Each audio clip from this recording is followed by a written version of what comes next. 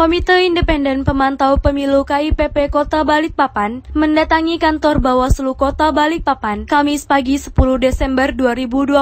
Kedatangan Ketua KIPP Balikpapan, Amran Agus SHMH, yang didampingi Zulkifli SH Divisi Advokasi menyerahkan laporan dugaan pelanggaran yang dilakukan oleh pendukung pasangan calon wali kota Balikpapan. KIPP Balikpapan melaporkan 2 akun media sosial Facebook ke Bawaslu Kota Balikpapan terkait ajakan mencoblos pasangan calon pada saat hari pemungutan suara. Menurut Zulkifli, saat ditemui di kantor Bawaslu Kota Balikpapan mengatakan, sampai hari pencoblosan Rabu 9 Desember 2020, KIPP masih menemukan akun Facebook pendukung pasangan calon wali kota Balikpapan mengampanyekan calonnya di media sosial saat hari pencoblosan. Menurut KIPP, kampanye di media sosial itu banyak dilakukan di akun Facebook pendukung pasangan calon, bukan akun resmi yang didaftarkan ke KPU Kota Balikpapan. Berdasarkan hasil audiensi dengan KPU pada 7 November lalu, belum ada satupun akun medsos yang terdaftar di KPU. Sebagaimana diatur dalam pasal 47 ayat 3 Peraturan KPU PKPU nomor 11 tahun 2020 tentang perubahan atas PKPU nomor 4 tahun 2017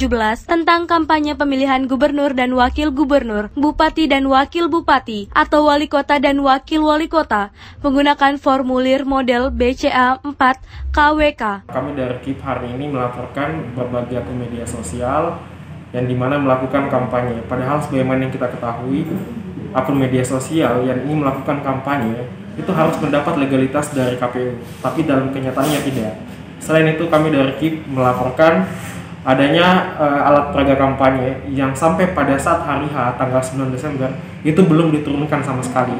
Media sosial yang hari ini kita laporkan ada 3. Pertama itu Bravo Rahmat Maksud, ada Muhammad Yusuf, dan ada Zali Selego. Itu ada 3 akun yang kami laporkan karena kami menduga akun-akun tersebut melakukan kampanye yang muatannya itu sangat provokatif dan bertentangan dengan undang-undang sebagaimana yang dimaksud. Lembaga pemantau KIPP Balikpapan telah memiliki akreditas dari KPU Balikpapan sehingga memiliki kewenangan melakukan perlaporan kepada Bawaslu dan melakukan gugatan ke Mahkamah Konstitusi (MK). Selain itu, KIPP juga berhak dalam proses pemantauan di TPS, Pleno, Kecamatan, dan Kota. Hal tersebut sebagaimana dalam ketentuan pasal 134 ayat 1 dan ayat 2 UU 1 2015, KIPP berhak menyampaikan laporan pelanggaran pemilihan. Dalam pasal 135 ayat 1 UU 1 2015, KIPP berhak melaporkan KPU atas pelanggaran kode etik ke Dewan Kehormatan Penyelenggara Pemilu DKPP, pelanggaran administrasi ke Bawaslu, sengketa pemilihan, dan tindak pidana pemilihan ditindaklanjuti oleh kepolisian. Selain kewenangan melaporkan dugaan pelanggaran pilkada, KIPP juga memiliki kewenangan melakukan gugatan di MK dan merupakan salah satu yang dapat menjadi pemohon di MK dalam Pilkada Balikpapan. Seperti diketahui bersama, Balikpapan yang dalam Pilkada 2020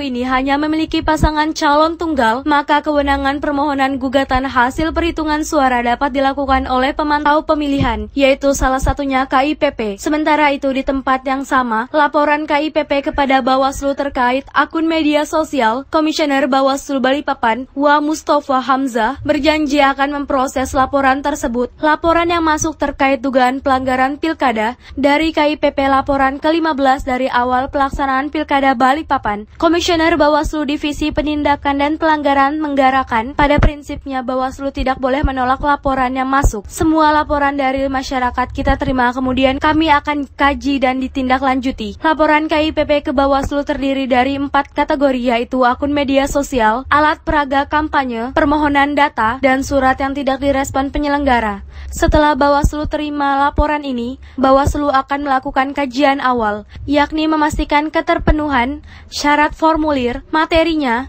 dan jenis dugaan pelanggarannya. Kemudian Bawaslu akan melakukan klarifikasi ke semua pihak. Jika memenuhi syarat, Bawaslu akan memperlenokan untuk diregistrasi lalu dilakukan kajian penyelidikan. Hari ini kami menerima laporan dari Komite Independen Pemantau Pemilu terkait dengan adanya dugaan pelanggaran.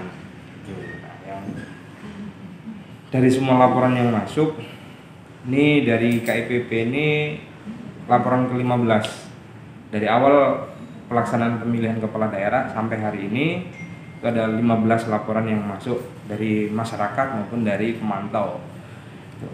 Nah, untuk tindak lanjutnya, pada prinsipnya Bawaslu tidak boleh menolak laporan. Jadi semua laporan dari masyarakat kita terima, kemudian kita kaji untuk kemudian ditindaklanjuti. Terkait kemudian apakah laporan ini benar secara materi, kemudian laporannya seperti apa, kemudian apakah terlapor itu bersalah atau tidak, nanti Bawaslu akan membuat kajiannya terlebih dahulu. Setelah ada laporan, kita akan melakukan kajian awal. Nah, dalam kajian awal itu kita akan memastikan keterpenuhan syarat formil materialnya, kemudian jenis dugaan pelanggarannya. Ketika 3 hal itu sudah terpenuhi, maka proses selanjutnya adalah proses kajian. Yaitu mengklarifikasi semua pihak. Nah, setelah itu nanti kita punya, kalau sudah diregister, ketika syarat formil materialnya sudah terpenuhi, kemudian ini akan kita plenokan untuk kemudian diregister. Kemudian selanjutnya kita akan melakukan kajian. Kalau di bahasa kepolisian kita akan melakukan penyelidikan. Tim Liputan TV Beruang melaporkan.